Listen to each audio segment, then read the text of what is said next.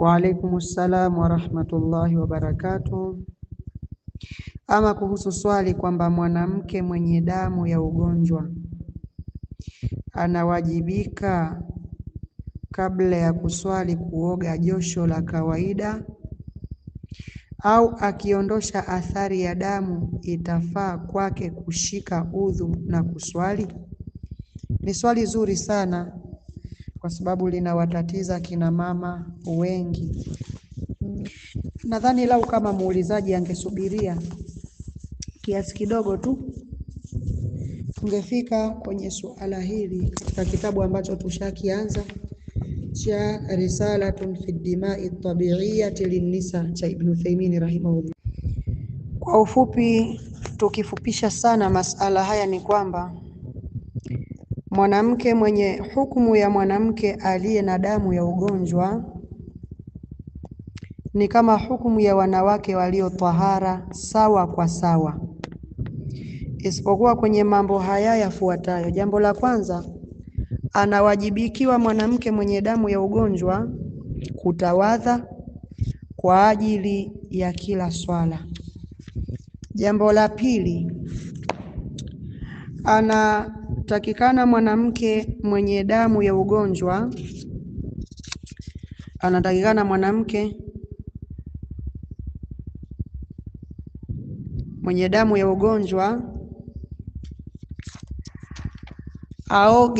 aoshe athari ya damu wakati anapotaka kutawadha. Sio lazima aoge, sio lazima aoge mwili, bali anaosha athari ya damu.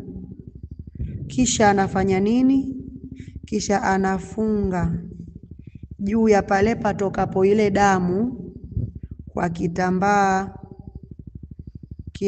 cha pamba au mfano wake, ili ile damu inapotoka. Wa alaikumussalam, jazakallahu khairan, barakallahu fik wa nafa Allahu bik. Qul amin, sema amin. Barakallahu fika ya akhana alfadhil. Naam. Hukumu ya pili ya mwanamke ambaye ana damu ya ugonjwa ndio hii inayoambatana na swali lako, kwamba anapotaka kutawadha ataosha athari ya damu, kama alivyosema Sheikh Muhammad ibn Saleh al-Uthaymeen kwenye Risalatun fi Dimai Tabiiyya ukurasa wa 49, asema athani wa ahkamul mustahadhati fa ahkami at-tuhri, hukumu za mwanamke mwenye istihadha, damu ya ugonjwa, ni kama hukumu tu za aliyekuwa kwenye tahara. Fala farqa baina almustahadhati wa baina at-tahirati, hakuna tofauti yoyote baina ya mwanamke mwenye damu ya ugonjwa na walio tahara, ila fi mayati, isipokuwa kwenye mambo haya yafuatayo. Na yafupisha kwa kusema, jambo la kwanza shekhe amesema anawajibikiwa mwanamke mwenye damu ya ugonjwa atawadhe kwa kila swala, kwa sababu ya hadithi ya Fatima binti Abi Hubaish. Tayib, hukumu ya pili ametaja shekhe ndio hii inayofungamana kama tadinu na swali lako, akasema anna idha aradatil wudhu'a fa innaha taghsilu athara dami, kwamba yule mwanamke mwenye damu ya ugonjwa anapotaka kutawadha anaosha, fa innaha taghsilu athara dami, haika yeye ataosha athari za ile damu, athari za damu. Watuasibu ala alfarji hirqatan, na atafunga juu ya sehemu ile itokayo damu, atafunga kitambaa baada ya kuiosha, ima kitambaa hicho kitokane na pamba au mfano wake, ili ile damu itakayoendelea kutoka ikusanyike na isisambae, kwa sababu ya hadithi ya Himna radhiyallahu ta'ala anha. Kadhalika, ikiwa damu ile inayotoka ni nyingi kiasi ambacho hata kama anafunga kitambaa haiwezi kukusanyika kwa pamoja tu ikaacha kusambaa, bali itaendelea kutoka, basi yeye azibe pale itokapo pale, atafute kitu ambacho kina kama mithili ya kuziba. Na alhamdulillah siku hizi bila shaka mambo ni mepesi, hizi Pampers na kadhalika, mambo ni mepesi, walillahi alhamdu. Anaweza akavaa kama ile kwa ajili ya kuzuia hii damu ambayo inatoka, kama Rasulullah sallallahu alaihi wasallam alipomwambia himna, baada ya kumwambia fainahu aktharu min dhalika, hiyo damu yangu inayonitoka ni nyingi zaidi ya hivyo, kufunga tu kitambaa. Akamwambia fatalajjami, ziba, wala yadhuruha ma kharaja baada dhalika. Shekhe anasema haitomdhuru mwanamke ile damu itakayotoka baada ya jitihada yake hii ya kuzuia kwake. Kisha baada ya kuwa ameosha akafanya hili, atatawadha udhu wa swala na ataswali. Hukumu ya tatu ambayo anaweza kutofautiana mwanamke aliye katika damu ya ugonjwa na mwanamke aliye katika tahara ni jambo la jimai, kwani wanazuoni rahimahumullahu ta'ala wametofautiana kwenye jambo. Je, yafaa mume kufanya wajibu wa ndoa na mkewe ambaye yuko katika damu ya ugonjwa au la? Lakini ikiwa huyu mwanaume haogopei uasi, haogopei kupata madhara kwa kutofanya tendo lile na mkewe, kwa kuacha kwake kulifanya tendo lile, yani mwanaume ambaye hachelei kupata madhara kwa kuacha kufanya tendo lile na mkewe, hali ya kuwa mke wake muda huu yuko katika damu ya ugonjwa, je, anafaa afanye au la? Wanazuoni wametofautiana kwenye hilo.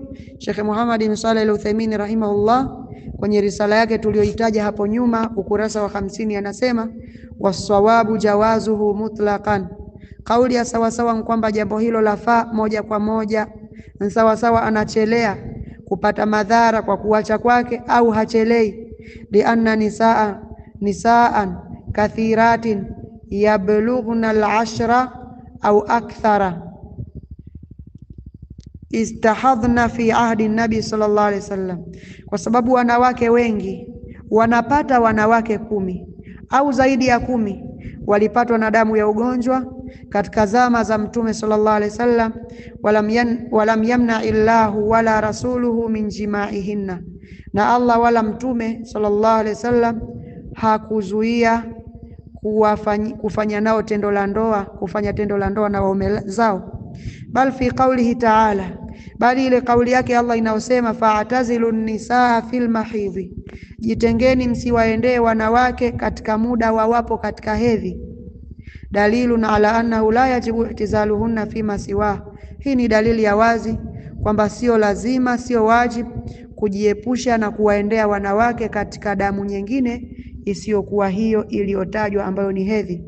Walianna salata tajuzu minha, na kwa sababu swala inafaa kwa mwanamke mwenye damu ya ugonjwa, faljimau ahwanu, basi kitendo cha ndoa ni kidogo zaidi kuliko swala. Wa qiyasu jimaiha ala jimai alhaidhi ghairu sahih, na ama wale wanazuoni wanaolinganisha kwamba kumuendea mwanamke kutenda naye kitendo cha ndoa wakati yuko katika damu ya ugonjwa sawa sawa na kumuendea wakati wa damu ya hedhi, ni kipimo ambacho sio sahihi. Liannahuma la yastawiyani, kwa sababu wanawake hawa wawili hawalingani sawa. Hata inda alqailina bitahrimi, hata mbele hao wanazuoni waliosema ni haramu kumuendea mwanamke akiwa kwenye damu ya ugonjwa, pia wanasema hukumu zake sio kama hukumu za aliye katika hedhi. Wal qiyasu la yasihu ma al fariq, na kisheria haikisihi kiasi pamoja na kitenganishi baina ya kile kinachofanywa kiasi kwa kile kinacholinganishwa nacho. Wallahu aalam. Kwa hiyo hili ndio jawabu letu kwa ufupi kwenye swali hilo ambalo umeuliza ukisema mwanamke mwenye damu ya ugonjwa anawajibika kabla ya kuswali kuoga josho la kawaida, au akiondosha athari ya damu itafaa kwake kushika udhu na kuswali? Jawabu ni kwamba aondoshe tu athari ya damu kisha ashike udhu na aswali, na hakuna tatizo hapo. Wallahu aalam. Allah akulipeni kheri kwa kwa maswali yenu mazuri na awabarik.